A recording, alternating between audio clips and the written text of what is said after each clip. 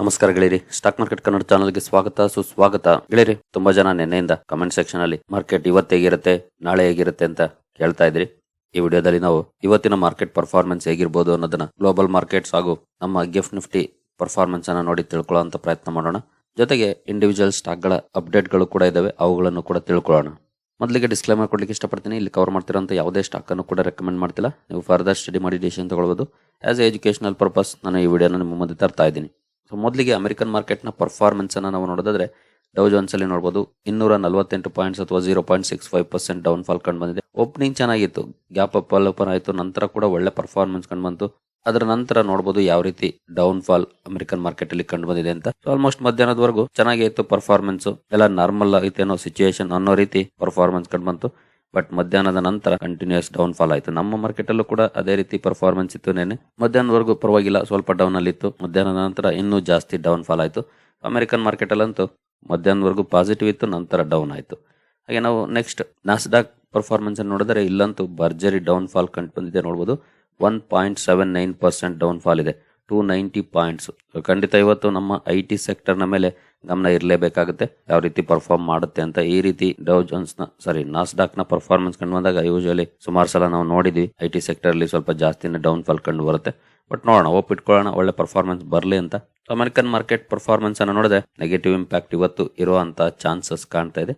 ಹಾಗೆ ನಾವು ADR ಗಳ ಪರ್ಫಾರ್ಮೆನ್ಸ್ ಅನ್ನು ನೋಡಿದ್ರೆ, ಇನ್ಫೋಸಿಸ್ ADR ಅಲ್ಲಿ ನೋಡಬಹುದು 2.5% ಡೌನ್ ಫಾಲ್, ವಿಪ್ರೋದಲ್ಲಿ 2.5%, ICICI ಬ್ಯಾಂಕ್ ಅಲ್ಲಿ ಮೋರ್ ದನ್ 2%, HDFC ಬ್ಯಾಂಕ್ ಅಲ್ಲಿ 1%, ಡಾಕ್ಟರ್ ರೆಡ್ಡಿಸ್ ಅಲ್ಲಿ 0.35%.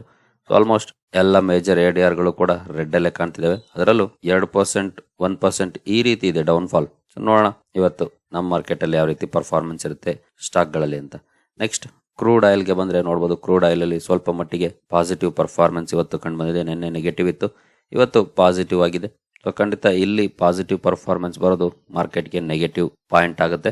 ಆದ್ರೆ ತುಂಬಾ ದೊಡ್ಡ ಮಟ್ಟದ ರ್ಯಾಲಿ ಏನಲ್ಲ, ಸ್ಟಿಲ್ ಒಂದು ಕನ್ಸರ್ನಿಂಗ್ ಪಾಯಿಂಟ್ ಖಂಡಿತ ಆಗುತ್ತೆ ಈ ರೀತಿಯ ಪರ್ಫಾರ್ಮೆನ್ಸ್. ನಂತರ ನಾವು FIS DIS ಆಕ್ಟಿವಿಟೀಸ್ ನೋಡಿದ್ರೆ, ನಿನ್ನೆ FIS ನೋಡಬಹುದು 3,268 ಕೋಟಿ ನೆಟ್ ಸೆಲ್ಲಿಂಗ್ ಅನ್ನ ಮಾಡಿದ್ದಾರೆ. DIS 4,700 ಕೋಟಿ ನೆಟ್ ಬೈಯಿಂಗ್ ಅನ್ನ ಮಾಡಿದ್ದಾರೆ. FIS ಕಡೆಗಿಂದ ಸೆಲ್ಲಿಂಗ್ ಕಂಟಿನ್ಯೂ ಆಗಿದೆ, DIS ಕಡೆಗಿಂದ ಬೈಯಿಂಗ್ ಕಂಟಿನ್ಯೂ ಆಗಿದೆ. ಇಲ್ಲಿವರೆಗೂ ನೋಡಬಹುದು FIS 13,600 ಕೋಟಿ ನೆಟ್ ಸೆಲ್ಲಿಂಗ್ ಮಾಡಿದ್ದಾರೆ, 16,900 ಕೋಟಿ ನೆಟ್ ಬೈಯಿಂಗ್ ಅನ್ನ DIS ಮಾಡಿದ್ದಾರೆ. ನೋಡೋಣ ಇವತ್ತು ಮುಂದುವರೆದ ಯಾವ ರೀತಿ ರಿಯಾಕ್ಷನ್ ಇರುತ್ತೆ ಅವರಿಂದ ಅಂತ. ನೆಕ್ಸ್ಟ್ ಇಂಡಿವಿಜುವಲ್ ಸ್ಟಾಕ್ ಗಳಿಗೆ ಸಂಬಂಧಪಟ್ಟಂತಹ ನ್ಯೂಸ್ ಗಳಿಗೆ ಬರೋದಾದ್ರೆ, ಟಾಟಾ ಎಲೆಕ್ಟ್ರಾನಿಕ್ಸ್ ಜೊತೆ ಟೆಸ್ಲಾ ಸೆಮಿ ಕಂಡಕ್ಟರ್ ಗೆ ಸಂಬಂಧಪಟ್ಟಂತೆ ಡೀಲ್ ಮಾಡ್ಕೊಂಡಿದೆ ಅನ್ನುವಂತ ಒಂದು ನ್ಯೂಸ್ ಬಂದಿದೆ. ಇದು ರಿಪೋರ್ಟ್ಸ್ ಮೂಲಕ ಬಂದಿರುವಂತಹ ನ್ಯೂಸ್, ಟಾಟಾ ಆಗ್ಲಿ ಅಥವಾ ಟೆಸ್ಲಾ ಆಗ್ಲಿ ಕನ್ಫರ್ಮ್ ಮಾಡಿರುವಂತಹ ನ್ಯೂಸ್ ಅಲ್ಲ. ನಿಮ್ಗೆ ಈಗಾಗಲೇ ಗೊತ್ತಿದೆ, ಟಾಟಾ ಗ್ರೂಪ್ ತುಂಬಾ ದಿನದ ಹಿಂದೆನೆ ಸೆಮಿ ಕಂಡಕ್ಟರ್ ಗೆ ಸಂಬಂಧಪಟ್ಟಂತ ಬಿಸ್ನೆಸ್ ಗೆ ಎಂಟರ್ ಆಗೋದ್ರ ಬಗ್ಗೆ ಮಾತಾಡಿತ್ತು, ಅದ್ರ ಬಗ್ಗೆ ಇನ್ವೆಸ್ಟ್ಮೆಂಟ್ ಅನ್ನು ಕೂಡ ಈಗಾಗಲೇ ಮಾಡಿದೆ. ಹಾಗಾಗಿ ಟೆಸ್ಲಾ ಸೆಮಿ ಕಂಡಕ್ಟರ್ ಗೆ ಸಂಬಂಧಪಟ್ಟಂತೆ ಟಾಟಾ ಎಲೆಕ್ಟ್ರಾನಿಕ್ಸ್ ಜೊತೆ ಒಪ್ಪಂದವನ್ನು ಮಾಡಿಕೊಂಡಿದೆ ಅನ್ನುವಂತ ನ್ಯೂಸ್ ಗಳು ಹರಿದಾಡ್ತಾ ಇದೆ. ಬಟ್ ಗೊತ್ತಿಲ್ಲ ಎಷ್ಟರ ಮಟ್ಟಿಗೆ ಇದು ಅಫಿಷಿಯಲ್ ಅಂತ. ನೋಡೋಣ, ಮುಂದುವರೆದು ಇವತ್ತಲ್ಲ ನಾಳೆ ನ್ಯೂಸ್ ಆಚೆ ಬಂದೇ ಬರುತ್ತೆ, ಆಗ ಗೊತ್ತಾಗುತ್ತೆ ಅಫಿಷಿಯಲ್ ನ್ಯೂಸ್ ಏನು ಅಂತ. ನೆಕ್ಸ್ಟ್ ಸ್ಟಾಕ್ ಗೆ ಬರೋದಾದ್ರೆ ಏಷ್ಯನ್ ಪೇಂಟ್ಸ್. ಇವತ್ತು ಏಷ್ಯನ್ ಪೇಂಟ್ಸ್ ಸುದ್ದಿಯಲ್ಲಿರುತ್ತೆ. ನೋಡಬಹುದು ನೀವು ಇಲ್ಲಿ, Asian Paints launches Neo Bharat latex paint to tap on booming demand. So Neo Bharat latex paint ಅನ್ನ ಲಾಂಚ್ ಮಾಡಿದೆ. ಸೊ ಈ ಕಾರಣಕ್ಕಾಗಿ ಏಷ್ಯನ್ ಪೇಂಟ್ಸ್ ಸುದ್ದಿಯಲ್ಲಿರುತ್ತೆ. ತುಂಬಾ ಜನ ಕಮೆಂಟ್ ಸೆಕ್ಷನ್ ಅಲ್ಲಿ ಪ್ರಶ್ನೆ ಮಾಡ್ತಾ ಇದ್ದೀರಿ, ಏಷ್ಯನ್ ಪೇಂಟ್ಸ್ ನ ಲಾಂಗ್ ಟರ್ಮ್ ಗೆ ಹೋಲ್ಡ್ ಮಾಡಬಹುದಂತ. ಖಂಡಿತ ಲಾಂಗ್ ಟರ್ಮ್ ಗೆ ಹೋಲ್ಡ್ ಮಾಡಬಹುದು. ಶಾರ್ಟ್ ಟರ್ಮ್ ಅಲ್ಲಿ ಅಂತ ಒಳ್ಳೆ ಪರ್ಫಾರ್ಮೆನ್ಸ್ ಕಂಡು ಬಂದಿಲ್ಲ. ಇನ್ ಕೇಸ್ ನೀವು 1 ಇಯರ್ ಪರ್ಫಾರ್ಮೆನ್ಸ್ ಅನ್ನು ನೋಡಿದ್ರೆ ಫ್ಲಾಟ್ ಇದೆ ನೋಡಬಹುದು. 5 ಇಯರ್ಸ್ ಪರ್ಫಾರ್ಮೆನ್ಸ್ ಅನ್ನು ನೋಡಿದ್ರೆ 96% ಇದೆ. ಜೊತೆಗೆ ಆಲ್ಮೋಸ್ಟ್ 2021 ಡಿಸೆಂಬರ್ ಇಂದ ಕೂಡ, ಜನವರಿಯಿಂದ ಅಂತ ಬೇಕಾದ್ರೆ ಅಂದ್ಕೊಳ್ಬಹುದು, 2022 ಜನವರಿಯಿಂದ ಕೂಡ ಕನ್ಸಾಲಿಡೇಷನ್ ಫೇಸ್ ಅಲ್ಲಿ ಇದೆ, ಅಥವಾ ಸ್ವಲ್ಪ ಡೌನ್ ಅಲ್ಲೇ ಇದೆ, 20% ಡೌನ್ ಅಲ್ಲೇ ಇದೆ ನೋಡಬಹುದು. ಹಿಂದೆ ನಾವು ಕ್ಯಾಲ್ಕುಲೇಟ್ ಮಾಡಿದ್ರೆ ಡೌನ್ ಅಲ್ಲೇ ಇದೆ 20%. ಇತ್ತೀಚೆಗೆ ಬಿರ್ಲಾ ವಾಪಸ್ ಎಂಟರ್ ಆದ್ಮೇಲಂತೂ ಸ್ವಲ್ಪ ಸ್ಟ್ರಗಲ್ ಮಾಡ್ತಿದೆ ಕಂಪನಿ. ಹಾಗಂತ ಕಂಪನಿಯ ಬಿಸ್ನೆಸ್ ಏನು ಹಾಳಾಗೋದಿಲ್ಲ ಪೂರ್ತಿ. ನಾನು ಈಗಾಗಲೇ ಇದ್ರ ಬಗ್ಗೆ ಡೀಟೇಲ್ ವಿಡಿಯೋ ಕೂಡ ಮಾಡಿದ್ದೀನಿ. ಸಣ್ಣ ಪ್ಲೇಯರ್ಸ್ಗೆ ಪ್ರಾಬ್ಲಮ್ ಆಗುತ್ತೆ, ಬಟ್ ಬಿಗ್ ಜಿಯಾಂಟ್ ಇದೊಂದು ಮಾರ್ಕೆಟ್ ಲೀಡರ್, 2.25 ಲಕ್ಷ ಕೋಟಿ ಮಾರ್ಕೆಟ್ ಕ್ಯಾಪ್ ಇರುವಂತಹ ಸ್ಟಾಕ್. ಇವತ್ತಲ್ಲ ನಾಳೆ ಕಮ್ ಬ್ಯಾಕ್ ಮಾಡುತ್ತೆ, ಆದ್ರೆ ಸ್ವಲ್ಪ ಮಾರ್ಜಿನ್ ಮೇಲೆ ಎಫೆಕ್ಟ್ ಆದೇ ಆಗುತ್ತೆ. ಯಾಕಂದ್ರೆ ಹೊಸ ಪ್ಲೇಯರ್ ಬಂದಾಗ ಡಿಸ್ಕೌಂಟ್ ಅಲ್ಲಿ ಕೊಡ್ತಾರೆ ಅವರು, ಇವರು ಕೂಡ ಡಿಸ್ಕೌಂಟ್ ಅಲ್ಲಿ ಕೊಡ್ಲೇಬೇಕಾಗುತ್ತೆ. ಹಾಗಾಗಿ ಮಾರ್ಜಿನ್ ಮೇಲೆ ಸ್ವಲ್ಪ ಎಫೆಕ್ಟ್ ಆದೇ ಆಗುತ್ತೆ ಶಾರ್ಟ್ ಟರ್ಮ್ ಅಲ್ಲಿ. ಹಾಗಾಗಿನೇ ಅದೇ ಕಾರಣಕ್ಕೆ ಸ್ಟಾಕ್ ಅಲ್ಲಿ ಸ್ವಲ್ಪ ಅಂಡರ್ ಪರ್ಫಾರ್ಮೆನ್ಸ್ ಕೂಡ ಕಂಡು ಬಂದಿದೆ. ಬಟ್ ಲಾಂಗ್ ಟರ್ಮ್ ಅಲ್ಲಿ ಖಂಡಿತ ಒಳ್ಳೆ ಪರ್ಫಾರ್ಮೆನ್ಸ್ ಅನ್ನ ಕೊಡುವಂತ ತಾಕತ್ತಿರುವಂತಹ ಕಂಪನಿ. ಲಾಂಗ್ ಟರ್ಮ್ಗೆ ಇನ್ವೆಸ್ಟ್ ಮಾಡೋರು ಆರಾಮಾಗಿ ಹೋಲ್ಡ್ ಮಾಡಬಹುದು ನನ್ನ ಪ್ರಕಾರ. ನಿಮ್ಗೆ ಫೈನಲ್ ಆಗಿ ಏನ್ ಅನ್ಸುತ್ತೆ ಅದ್ರ ಮೇಲೆ ಡಿಸಿಷನ್ ತಗೊಳ್ಳಿ. ನೆಕ್ಸ್ಟ್ ಜಿಯೋ ಫೈನಾನ್ಷಿಯಲ್ ಸರ್ವಿಸಸ್ ನಿನ್ನೆ 4.5% ಡೌನ್ ಫಾಲ್ ಕಂಡು ಬಂದಿತ್ತು. ಇವತ್ತು ಕಂಪನಿಗೆ ಸಂಬಂಧಪಟ್ಟಂತೆ ಒಂದು ಒಳ್ಳೆ ನ್ಯೂಸ್ ಬಂದಿದೆ. ಸೊ ನೋಡಬಹುದು, Jio financial services and black rock join hands for wealth management. ಈಗಾಗಲೇ ಈ ಸುದ್ದಿ ಇತ್ತು, ಬ್ಲಾಕ್ ರಾಕ್ ಜೊತೆ ಒಪ್ಪಂದವನ್ನು ಮಾಡ್ಕೊಂಡಿತ್ತು. ಈಗ ಜಿಯೋ ಫೈನಾನ್ಸ್ 50-50 ಜಾಯಿಂಟ್ ವೆಂಚರ್ ಅನ್ನ ಮಾಡ್ಕೊಂಡಿದೆ. 50% ಸ್ಟೇಕ್ ಬ್ಲಾಕ್ ರಾಕ್ ಇರುತ್ತೆ, 50% ಜಿಯೋ ಫೈನಾನ್ಸ್ ಇರುತ್ತೆ. ಬ್ಲಾಕ್ ರಾಕ್ ಅನ್ನೋದು ಪ್ರಪಂಚದ ಅತಿ ದೊಡ್ಡ ವೆಲ್ತ್ ಮ್ಯಾನೇಜ್ಮೆಂಟ್ ಕಂಪನಿ ಅಥವಾ asset management company, mutual fund segment ಅಲ್ಲಿ ಕೆಲಸ ಮಾಡುವಂತದ್ದು.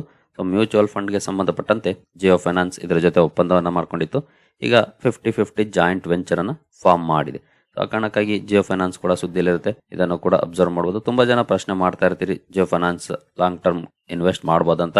ಖಂಡಿತ ಇನ್ವೆಸ್ಟ್ ಮಾಡಬಹುದು. ಫ್ಯೂಚರ್ ಓರಿಯೆಂಟೆಡ್ ಕಂಪನಿ, ಸಾಕಷ್ಟು ಹೊಸ ಬಿಸ್ನೆಸ್ ಗಳಿಗೆ ಕೈ ಹಾಕ್ತಾ ಇದೆ. ಇನ್ಶೂರೆನ್ಸ್ ಕೂಡ ಇಳಿತಾ ಇದೆ. ಇನ್ನು ಹಲವಾರು ಬಿಸ್ನೆಸ್ ಗಳಿಗೆ ಎಂಟರ್ ಆಗ್ತಿದೆ. ಹಿಂದೆ ಅದ್ರ ಬಗ್ಗೆ ಡೀಟೇಲ್ ವಿಡಿಯೋ ಕೂಡ ಕವರ್ ಮಾಡಿದೀನಿ. ಆ ವಿಡಿಯೋ ನೋಡಿರೋರಿಗೆ ಗೊತ್ತಿರುತ್ತೆ ಯಾವೆಲ್ಲ ಬಿಸ್ನೆಸ್ ಅಲ್ಲಿ ಕಂಪನಿ ಕೆಲಸ ಮಾಡುತ್ತೆ ಅಂತ. ಹಾಗೆ ಮ್ಯಾಕ್ಸಿಮಮ್ ಪರ್ಫಾರ್ಮೆನ್ಸ್ ಅನ್ನ ನೋಡಿದ್ರೆ ಇಲ್ಲಿವರೆಗೂ ನೋಡಬಹುದು, ಆಗಸ್ಟ್ 2023 ಒಳ್ಳೆ ಪರ್ಫಾರ್ಮೆನ್ಸ್ ಅನ್ನ ಕೊಟ್ಟಿದೆ. 65% ಪಾಸಿಟಿವ್ ಇದೆ. ಸ್ಟಡಿ ಮಾಡಬಹುದು ಕಂಪನಿಯನ್ನ.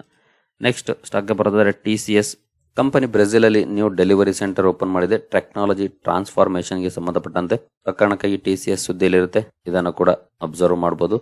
ನೆಕ್ಸ್ಟ್ ಸ್ಟಾಕ್ ನಾವು ಬರೋದಾದ್ರೆ Sula vineyards company ND wines ಅನ್ನುವಂತ ಕಂಪನಿಯನ್ನ ಅಕ್ವೈರ್ ಮಾಡ್ಕೊಂಡಿದೆ. 100% ಸ್ಟೇಕ್ ತಗೊಂಡಿದೆ. ಕಾರಣಕ್ಕಾಗಿ ಸುದ್ದಿಯಲ್ಲಿರುತ್ತೆ. ಹಲವಾರು ಅಕ್ವಿಸೇಷನ್ಸ್ ಅನ್ನ ಈ ಕಂಪನಿ ಮಾಡ್ತಾ ಇದೆ. ಖಂಡಿತ ಕಂಪನಿಯ ಆರ್ಗ್ಯಾನಿಕ್ ಗ್ರೋತ್ ಗೆ ಈ ಅಕ್ವಿಸೇಷನ್ಸ್ ಮುಂದಿನ ದಿನಗಳಲ್ಲಿ ಕಾಂಟ್ರಿಬ್ಯೂಟ್ ಮಾಡಬಹುದು. ನೋಡೋಣ ಮುಂದಿನ ದಿನಗಳಲ್ಲಿ ಕಂಪನಿಯ ನಂಬರ್ಸ್ ಹೇಗಿರುತ್ತೆ ಅಂತ. ಇಂಟ್ರೆಸ್ಟ್ ಇರೋರ ಬೇಕಿದ್ರೆ ಸ್ಟಡಿ ಮಾಡಬಹುದು. ಇವತ್ತು ನಿಮ್ಮ ರಡಾರ್ ಇಟ್ಕೊಂಡು ಅಬ್ಸರ್ವ್ ಮಾಡಬಹುದು. 4700 ಕೋಟಿ ಮಾರ್ಕೆಟ್ ಕ್ಯಾಪ್ ಇರುವಂತಹ ಸ್ಟಾಕ್. ಇತ್ತೀಚೆಗೆ ಲಿಸ್ಟ್ ಆದಂತಹ ಕಂಪನಿ ನೋಡಬಹುದು 2022 ಡಿಸೆಂಬರ್ ಅಲ್ಲಿ. ಅಲ್ಲಿಂದ ಇಲ್ಲಿವರೆಗೂ ಒಳ್ಳೆ ಪರ್ಫಾರ್ಮೆನ್ಸ್ ಅನ್ನ ಕೊಟ್ಟಿದೆ. ನಮ್ಮ ಬೆಂಗಳೂರು ಬೇಸ್ಡ್ ಕಂಪನಿ. ಸ್ಟಡಿ ಮಾಡಬಹುದು. ಇವತ್ತು ಅಬ್ಸರ್ವ್ ಮಾಡಿ ಯಾವ ರೀತಿ ಇರುತ್ತೆ ಸ್ಟಾಕ್ ಅಲ್ಲಿ ಅಂತ. ನೆಕ್ಸ್ಟ್ ಸ್ಟಾಕ್ ಬರೋದಾದ್ರೆ ಇನ್ಸೋಲೇಷನ್ ಎನರ್ಜಿ 2.5% ಪಾಸಿಟಿವ್ ಪರ್ಫಾರ್ಮೆನ್ಸ್ ನಿನ್ನೆ ಸ್ಟಾಕ್ ಅಲ್ಲಿ ಕಂಡು ಬಂದಿದೆ. ಕಂಪನಿಗೆ ಸಂಬಂಧಪಟ್ಟಂತೆ ಒಂದು ಒಳ್ಳೆ ನ್ಯೂಸ್ ಬಂದಿದೆ. ಕಂಪನಿಗೆ 55 ಕೋಟಿ ಆರ್ಡರ್ ಸಿಕ್ಕಿದೆ ಸೋಲಾರ್ PV ಮಾಡ್ಯೂಲ್ಸ್ ಗೆ ಸಂಬಂಧಪಟ್ಟಂತೆ. ಆ ಕಾರಣಕ್ಕಾಗಿ ಇನ್ಸೋಲೇಷನ್ ಎನರ್ಜಿ ಕೂಡ ಸುದ್ದಿಯಲ್ಲಿರುತ್ತೆ. 3,500 ಕೋಟಿ ಮಾರ್ಕೆಟ್ ಕ್ಯಾಪ್ ಇರುವಂತಹ ಸ್ಟಾಕ್. 1 ಇಯರ್ ಪರ್ಫಾರ್ಮೆನ್ಸ್ ಅನ್ನು ನೋಡಿದ್ರೆ 1000% ರ್ಯಾಲಿ ಹೋಗಿದೆ. 5 ಇಯರ್ಸ್ ಅಲ್ಲೂ ಕೂಡ ಚೆನ್ನಾಗಿದೆ ಪರ್ಫಾರ್ಮೆನ್ಸ್. ಮ್ಯಾಕ್ಸಿಮಮ್ ಪರ್ಫಾರ್ಮೆನ್ಸ್ ಕೂಡ ಚೆನ್ನಾಗಿದೆ. 2022 ಇಲ್ಲಿವರೆಗೂ ಭರ್ಜರಿ ಪರ್ಫಾರ್ಮೆನ್ಸ್ ಅನ್ನ ಸ್ಟಾಕ್ ಕೊಟ್ಟಿದೆ. ಸೋಲಾರ್ ಎನರ್ಜಿ ಸೆಗ್ಮೆಂಟ್ ಅಲ್ಲಿ ಕೆಲಸ ಮಾಡುವಂತಹ ಕಂಪನಿ. ಇಂಟ್ರೆಸ್ಟ್ ಇರೋರು ಸ್ಟಡಿ ಮಾಡಬಹುದು. ಜೊತೆಗೆ ಈ ನ್ಯೂಸ್ಗೆ ಸಂಬಂಧಪಟ್ಟಂತೆ ಇವತ್ತು ಸ್ಟಾಕ್ ಅನ್ನ ಅಬ್ಸರ್ವ್ ಮಾಡಬಹುದು, ಯಾವ ರೀತಿ ಪರ್ಫಾರ್ಮೆನ್ಸ್ ಬರುತ್ತೆ ಅಂತ. ನಿನ್ನೆ ಕೂಡ ಒಳ್ಳೆ ಪರ್ಫಾರ್ಮೆನ್ಸ್ ಸ್ಟಾಕ್ ಅಲ್ಲಿ ಕಂಡು ಬಂದಿದೆ. ನೋಡೋಣ ಇವತ್ತು ಯಾವ ರೀತಿ ರೆಸ್ಪಾಂಡ್ ಮಾಡುತ್ತೆ ಅಂತ. ನೆಕ್ಸ್ಟ್ ಸ್ಟಾಕ್ ನಾವು ಬರೋದಾದ್ರೆ ಸಿಪ್ಲಾದಲ್ಲಿ ನಿನ್ನೆ 1% ಡೌನ್ ಫಾಲ್ ಕಂಡು ಬಂದಿತ್ತು. ಕಂಪನಿಗೆ ಸಂಬಂಧಪಟ್ಟಂತೆ ಒಂದು ನ್ಯೂಸ್ ಬಂದಿದೆ. ನೋಡಬಹುದು, ಕಂಪನಿ ಬ್ಯೂಟಿ ಪ್ಲೇ ಅನ್ನುವಂತ ಕಂಪನಿ ಜೊತೆ ಅಗ್ರಿಮೆಂಟ್ ಅನ್ನ ಮಾಡ್ಕೊಂಡಿದೆ. ಅದರ ಜೊತೆ ನೀವು ಇಲ್ಲೂ ನೋಡಬಹುದು IVF beautex cosmetics and personal care business ಅನ್ನ ಕಂಪನಿ ಅಕ್ವೈರ್ ಮಾಡ್ಕೊಂಡಿದೆ ಅಥವಾ ಬೈ ಮಾಡಿದೆ.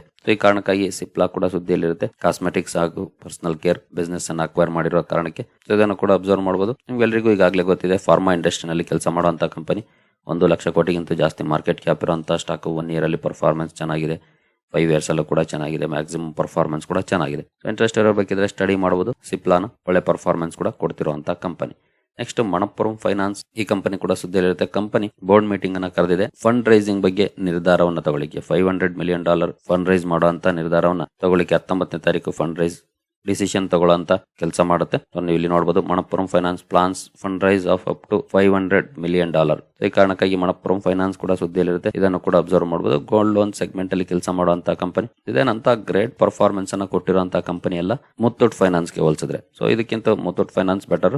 ಇದರ ಮ್ಯಾಕ್ಸಿಮಮ್ ಪರ್ಫಾರ್ಮೆನ್ಸ್ ನೋಡಬಹುದು, ಚೆನ್ನಾಗಿ ಪರ್ಫಾರ್ಮೆನ್ಸ್ ಇತ್ತು. ಒಳ್ಳೆ ಪ್ರಮಾಣದಲ್ಲಿ ಡೌನ್ ಕೂಡ ಆಗಿತ್ತು. ನೋಡಬಹುದು 57-58% ನಂತರ ರಿಕವರಿ ಕೂಡ ಆಗ್ತಿದೆ. Muthoot finance gold loan segment ಅಲ್ಲಿ ನಂಬರ್ 1 ಸ್ಟಾಕ್. ಇದು ಸೆಕೆಂಡ್ ನಂಬರ್ ಅಲ್ಲಿ ಬರುತ್ತೆ.